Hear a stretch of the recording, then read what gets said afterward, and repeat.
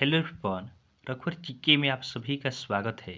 आज हम लोग बिहार बीएड एंट्रेंस एग्जाम 2023 से संबंधित टॉप 20 जीके क्वेश्चंस का डिस्कशन करेंगे। साथ ही हम एक एक क्वेश्चन से रिलेटेड फैक्ट्स को भी देखेंगे।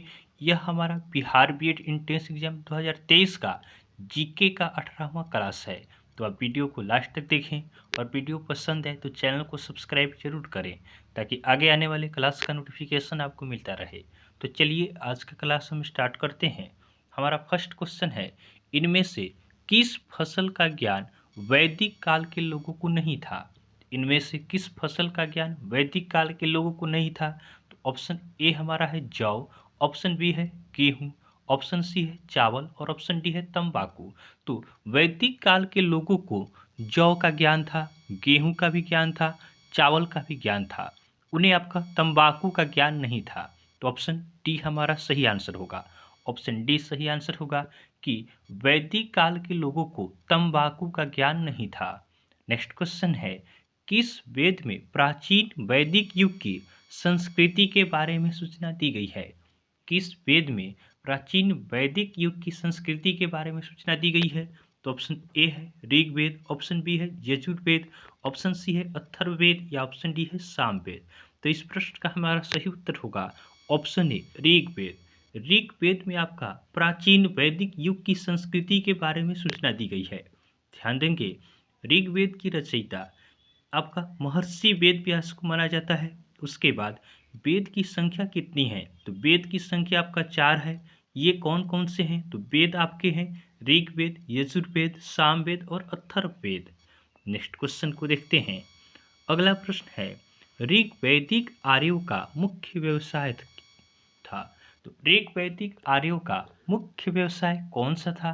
तो ऋग्वैदिक आर्य, इनका मुख्य व्यवसाय आपका था पशुपालन। ऑप्शन बी हमारा सही आंसर होगा कि ऋग्वैदिक जो आर्य थे उनका सबसे मेन व्यवसाय क्या था? पशु को पालन करना। नेक्स्ट क्वेश्चन है, आर्य भारत में बाहर से आए और सर्वप्रथम बसे थे। तो आर्य सर्वप्रथम भारत में कहाँ बसे थे? तो इस प्रश्न का सही उत्तर होगा ऑप्शन सी पंजाब में। तो आर्य भारत में आए और सर्वप्रथम आपका पंजाब प्रांत में बसे। ऑप्शन सी हमारा सही आंसर है। नेक्स्ट क्वेश्चन है, गायत्री मंत्र किस पुस्तक में मिलता है?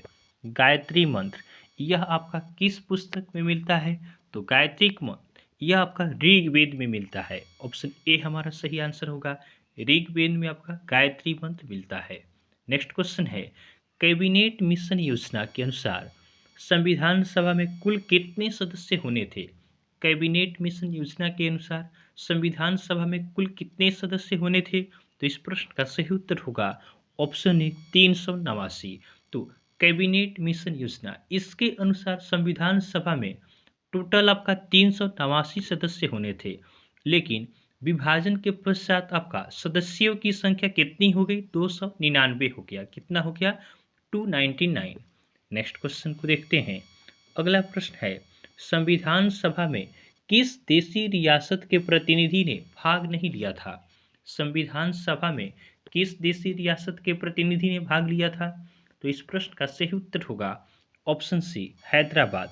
तो हैदराबाद का प्रतिनिधि, कोई भी प्रतिनिधि हैदराबाद का आपका संविधान सभा में भाग नहीं लिया था।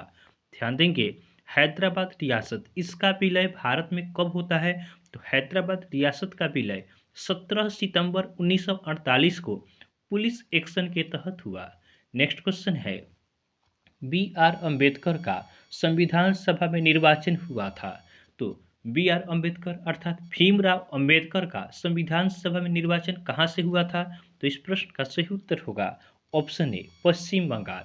पश्चिम बंगाल से आपका भीमराव अम्बेडकर का निर्वाचन हुआ था। ध्यान देंगे, भीमराव अम्बेडकर को संविधान का जनक कहा जाता है। उसके बाद बी आर अम्बेडकर ये प्रारूप समिति के अध्यक्ष थे और प्रारूप समिति इसमें आपका 7 सदस्य थे, जिनके अध्यक्ष थे आपका doctor Bhimrao Ambedkar. Next question को देखते हैं। अगला प्रश्न है, भारतीय संविधान को किसने बनाया? तो भारतीय संविधान को किसने बनाया? तो संविधान का निर्माण यह आपका संविधान सभा द्वारा किया गया। तो ऑप्शन ए हमारा सही आंसर होगा।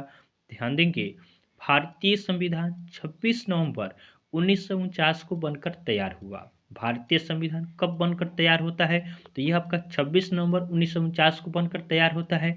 इसलिए प्रत्येक वर्ष 26 नवंबर को संविधान दिवस मनाया जाता है। और हमारे संविधान को लागू कब किया गया? तो भारत का संविधान यह आपका 26 जनवरी 1950 को लागू होता है। नेक्स्ट क्वेश्चन है, भारतीय संविधान सभा की स्थापना कब हुई? भारतीय संविधान सभा इसकी स्थापना कब होती है?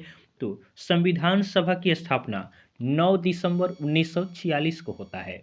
ऑप्शन बी हमारा सही आंसर होगा।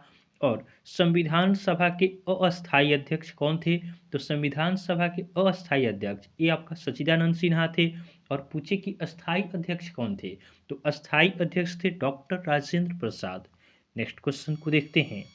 अगला प्रश्न है, सेल नाम किस जीव वैज्ञानिक ने सर्वप्रथम दिया था? सेल, सेल मीन्स क्या होता है? कोशिका। इसका नामकरण सबसे पहले किस जीव वैज्ञानिक द्वारा किया गया? तो इस प्रश्न का सही उत्तर होगा ऑप्शन सी, रॉबर्ट हुक। तो रॉबर्ट हुक ने सेल अर्थात कोशिका का नामकरण किया।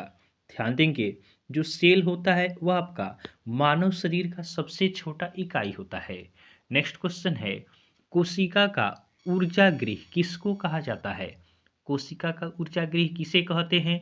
तो कोशिका का ऊर्जा गृह यह आपका माइटोकॉन्ड्रिया कहलाता है। ऑप्शन सी हमारा सही आंसर होगा कि माइटोकॉन्ड्रिया को आपका कोशिका का ऊर्जा गृह कहते हैं। नेक्स्ट क्वेश्चन है, पादप कोशिकाओं का सबसे बाहरी आवरण कहलाता है। जो आपका पादप कोशिका होता है इसका सबसे बाहरी आवरण को क्या कहा जाता है? तो इस प्रश्न का सही उत्तर होगा ऑप्शन बी, कोशिका भित्ति। तो पादप कोशिकाओं के बाहरी आवरण को कोशिका भित्ति कहते हैं। नेक्स्ट क्वेश्चन है, पत्तियों को हरा रंग प्रदान करता है। तो पत्तियां किस कारण से हरा होता है? तो यह आपका क्लोरोप्लास्ट के कारण क्या होता है? ग्रीन अर्थात हरा होता है। तो पेड़ के जो पत्तियां होती है वे क्लोरोप्लास्ट इसके उपस्थिति के कारण ग्रीन दिखाई देते हैं। नेक्स्ट क्वेश्चन है, कोशिका की आत्महत्या की थैली कहलाता है। कोशिका की आत्महत्या की थैली किसे कहा जाता है? तो इस प्रश्न का सही उत्तर होगा ऑप्शन ए, लाइसोसोम। तो लाइसोसोम को आपका कोशिका की आत्महत्या की थैली कहा जाता है। नेक्स्ट क्वेश्चन हमारा है, चाकू से काटी जा सकने वाली धातु है।